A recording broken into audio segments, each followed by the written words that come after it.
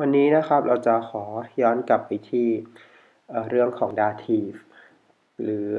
คำนำหน้านามของ dative เนาะเพื่อขยายความให้เข้าใจกันมากขึ้นในประโยคปกติทั่วไปที่ได้เกริ่นไว้แล้วในคลิปของสัปดาห์ที่8วันที่6นะครับที่ผ่านมาว่าในประโยคทั่วไปที่มีกรรม2ตัวอยู่ในประโยคเนี่ยจะเป็นมีเรื่องของ dative กับ accusative เข้ามาเกี่ยวข้องเรื่องของคำนำหน้านามตรง accusative เนี่ยเหมือนจะได้เกริ่นมามากแล้วพอสมควรแต่ว่าในเรื่องของคำนำหน้านามของ dative เนี่ยจะเหมือนจะเกริ่นผ่านๆนะครับเพราะฉะนั้นวันนี้เราจะแบบว่ามาทวนหรือกันอีกทีหนึ่งว่าคำนำหน้านามของ dative เนี่ยเป็นยังไงกันบ้างนะครับเรามาดูที่ประโยคตัวอย่างอันแรกนะครับประโยคบอกว่า Können Sie mir bitte Zucker geben ก็เป็นการขอร้องขอความช่วยเหลือว่า Können Sie ก็คือแบบคุณสามารถ mir ก็คือเป็น dative อ่าแล้วก็ bitte Zucker geben ก็เหมือนกับว่าเป็นกรรมตรงก็คือน้ำตาล geben ก็คือให้เนาะอันนี้ก็จะเหมือนกับเป็นการขอร้องว่าช่วยเอาน้ำตาลให้ฉันหน่อยได้ไหมคุณรบกวนคุณช่วยเอาน้ำตาลยื่นให้ฉันหน่อยได้ไหมอะไรอย่างเงี้ยก็คือกรรมตรงก็คือ Zucker แล้วก็กรรมรองก็คือ mir เนาะมาจากอีกส่วนประโยคที่2เนี่ย Das Kind gibt dem Hund den Ball Das Kind gibt dem Hund den Ball นะครับกรรมตรงก็คือ den Ball ก็คือ das Kind ก็คือเด็ก gift ให้ den Ball ก็คือลูกบอลให้ใครก็คือ dem Hund dem Hund เป็นกรรมรองก็คือสุนัขก็คือเด็กคนนั้นเอาลูกบอลให้กับหมาอย่างเงี้ยกรรมตรงก็คือให้อะไรแล้วก็กรรมรองก็คือให้ใครก็คือให้สุนัขเนาะนี้ประโยคตัวอย่างทีนี้นะครับเรามาโฟกัสกันที่ประโยคแรกก่อนก็คือ Können Sie mir bitte Zucker geben อ่าตามที่ได้พูดไปแล้วก็คือกำตรงให้อะไรก็คือให้ซุกค่ะเนาะก็คือน้ำตาลแล้วก็กำรองให้ใครก็คือให้ฉันให้เมียเสร็จแล้วทีนี้เนี่ยก็จะเป็นเรื่องของสรรพนามที่เราเคยรู้จักกันก็คือมี ich du er sie es แล้วก็อะไรอีก wir ihr แล้วก็ sie sie ใช่ไหมพวกนี้ก็คือคำสรรพนามแต่ว่าที่เราพูดไปเมื่อกี้ ich du er sie es wir ihr sie sie นั้นเป็นประธานก็คือ subject แต่ว่าถ้าเกิดไปอยู่ในตำแหน่งของ dative ถ้าอยู่ในกรณีที่เป็นกำรองของประโยคกลายเป็น dative รูปแบบของมันก็จะเปลี่ยนไปนะครับจากในตัวอย่างนี้หน้านี้ก็คือจาก subject ich เมื่อไปอยู่ตรง dative เนี่ยจะกลายเป็น mir แต่ว่าถ้าเกิดเป็น du เนี่ยไปอยู่ตรง dative ก็จะกลายเป็น dir นะครับก็จะเห็นว่าข้างบนช่วยเอาน้ำตาลให้ฉันหน่อยได้ไหมน้ำตาลกำตรงกำรองก็เลยกลายเป็น mir เสร็จแล้วทีนี้เนี่ย dative จะอยู่ข้างหน้าaccusative กำรองอยู่ข้างหน้ากำตรงเพราะฉะนั้นเมียก็เลยไปอยู่ข้างหน้าสุขะก็เลยกลายเป็น können Sie mir bitte Zucker geben ส่วนประโยคต่อมานะครับในกรณีที่เราบอกว่าฉันจะเอาน้ำตาลให้เธอก็เป็น ich gebe เนาะให้เธอเอาน้ำตาลให้เธอdative อยู่ข้างหน้า accusative ก็เลยกลายเป็น dir แล้วก็ตามด้วย Zucker dir ก็คือดูเนาะไปอยู่ตรง dative กลายเป็น dir เลยกลายเป็น ich gebe dir Zucker นะครับตามนี้ก็ได้ไปแล้ว2ตัวคำสรรพนามจาก ich กลายเป็น mir จาก du กลายเป็น dir นะครับต่อไปเรามาดูตัวอย่างคำสรรพนามอื่นๆกันต่อจาก ich กลายเป็น mir จาก du กลายเป็น dir นะครับต่อไปจาก er กลายเป็น ihm e5m นะครับก็กลายเป็น ihm ประโยคตัวอย่างก็บอกว่า Eine Frau gibt ihm die Telefonnummer Eine Frau ก็คือผู้หญิงคนหนึ่งนะครับอาจจะเจอกันที่บาร์แล้วก็ผู้หญิงคนหนึ่ง gibt ก็มาจาก geben ก็เป็นให้ ihm ก็คือให้เขาผู้ชายเนาะจาก er กลายเป็น ihm die Telefonnummer ก็คือให้เขาผู้ชายTelefonnummer ก็หมายเลขโทรศัพท์เนาะก็หญิงสาวสวยคนนั้นก็เอาเบอร์โทรศัพท์ให้เขาผู้ชายอย่างเงี้ย ประโยคนี้ก็สรรพนามตัวที่3จาก er กลายเป็น ihm ต่อไปสรรพนามตัวที่4ก็คือสีที่แปลว่าเขาผู้หญิงเนาะจากสีกลายเป็น ihr นะครับ er ก็เป็น ihr ประโยคตัวอย่างบอกว่า schickt ihr ein SMS ก็หลังจากที่หญิงสาวคนนั้นให้เบอร์โทรศัพท์ไปแล้วชายหนุ่มคนนั้นก็ส่งเธอSMS เนาะก็ส่ง SMS ให้กับเธออย่างเงี้ย dative จาก sie กลายเป็น ihr ก็ schickt ihr ตามด้วยaccusative ก็คือ ein SMS ก็ส่ง SMS อันหนึ่งไปให้เขาผู้หญิงก็สรุปว่าสรรพนามตัวที่4จาก sie ไปอยู่ตรง dative กลายเป็น ihr นะครับประโยคต่อไปนะครับจาก s จะกลายเป็น im เหมือนกันอันนี้ถ้าในกรณีที่เป็นเด็กเนี่ยเขาจะใช้คำว่า s แทนเด็กเพราะฉะนั้นประโยคต่อมาเนี่ยโทมัสเขาให้ของเล่นชิ้นหนึ่งกับเด็กคนหนึ่งมันก็เลยกลายเป็นโทมัส gibt ihm ein Spielzeug ก็คือโทมัสให้ dative ihm ein Spielzeug กับ accusative ของเล่นโทมัสให้ของเล่นกับเด็กคนหนึ่งนะครับตัวต่อไปนะครับจาก wir จาก wir ที่แปลว่าพวกเราจะกลายเป็น uns ก็คือประโยคตัวอย่าง ein Freund เพื่อนคนหนึ่ง schenkt ก็คือให้ของขวัญ uns dative จาก wir พวกเรากลายเป็น uns dative ให้อะไรก็คือ die Blumen die Blumen ก็คือดอกไม้เพราะฉะนั้นประโยคนี้ก็คือบอกว่าเพื่อนคนหนึ่งให้ดอกไม้กับพวกเราเป็นของขวัญนะครับก็ได้เพิ่มไปอีก2ตัวจาก s กลายเป็น im แล้วก็จาก wir กลายเป็น uns สรรพนามตัวต่อไปนะครับจาก ihr ที่แปลว่าพวกเธอก็กลายเป็น euch ก็ dative จาก ihr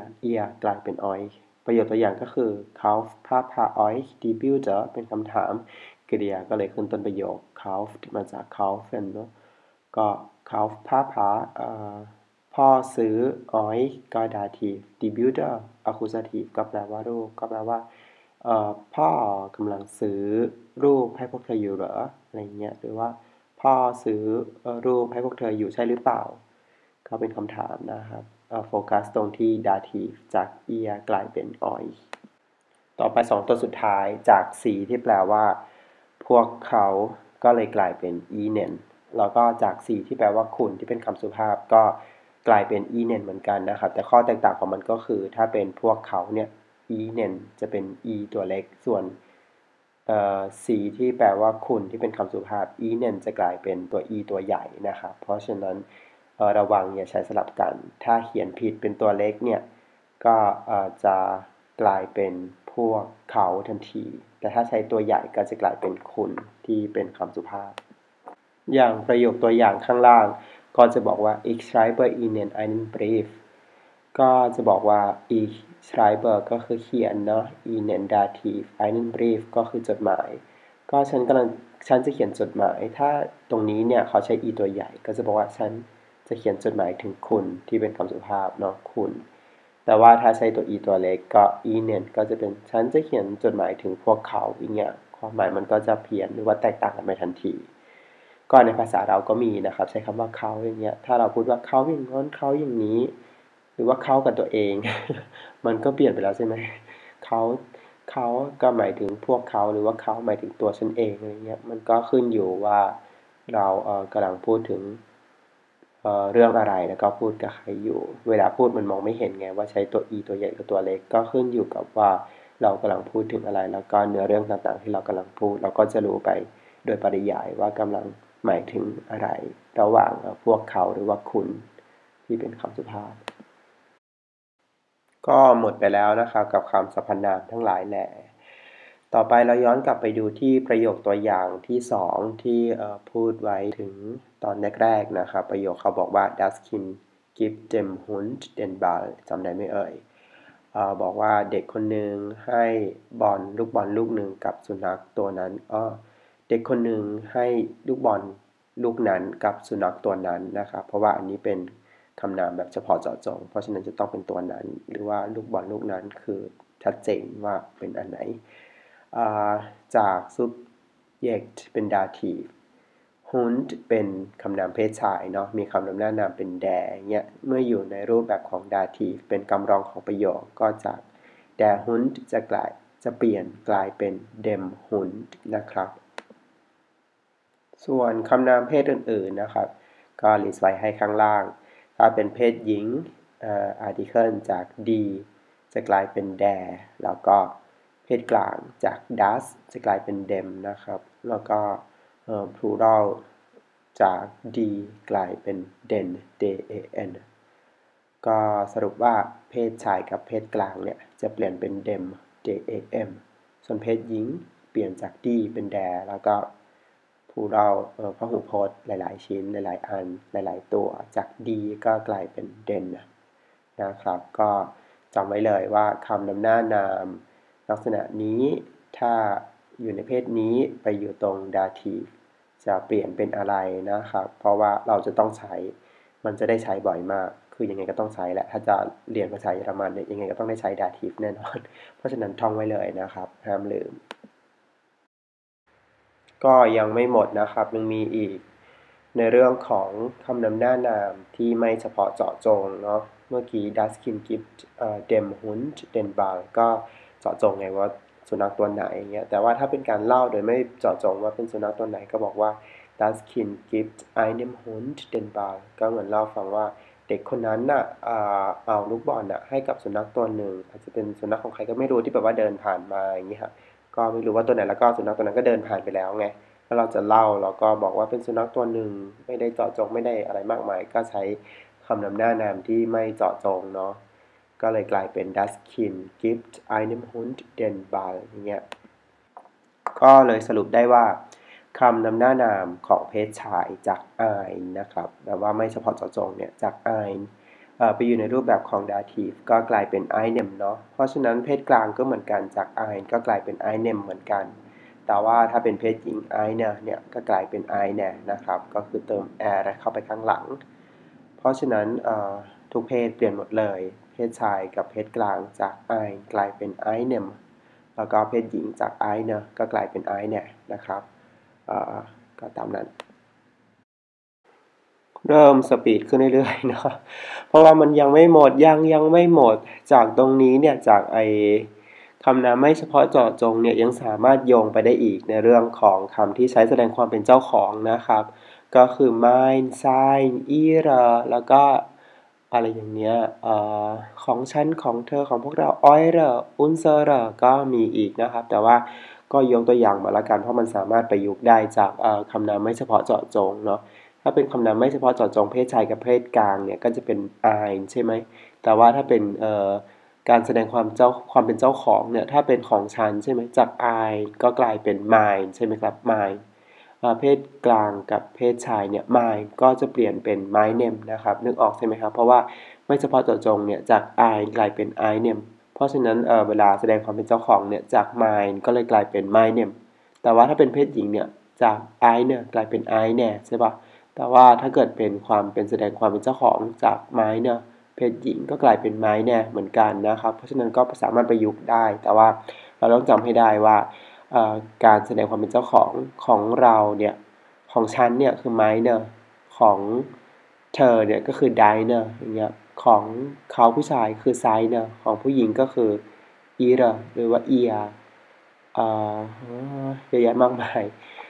ก็อาจจะต้องไปท่องกันนะครับตอนนี้ก็ประมาณนี้หลักคร่าวๆอย่างอันนี้ของฉัน mine เพศกลางกับเพศชายก็กลายเป็น my name ส่วนเพศหญิง mine เนี่ยก็กลายเป็น my เนี่ยแล้วก็ของเขาผู้ชาย sign เพศกลางกับเพศชายนะครับก็ sign เป็น sign name แล้วก็ถ้าเป็นเพศหญิงก็เป็น sign เนอะจาก sign เนอะก็เปลี่ยนเป็น sign แน่อย่างเงี้ยวันนี้ไม่เอาละเยอะเกินคอมพิวเตอร์ก็เริ่มอืดละพอแค่นี้ก่อนนะครับก็ไปท่องมาแล้วกัน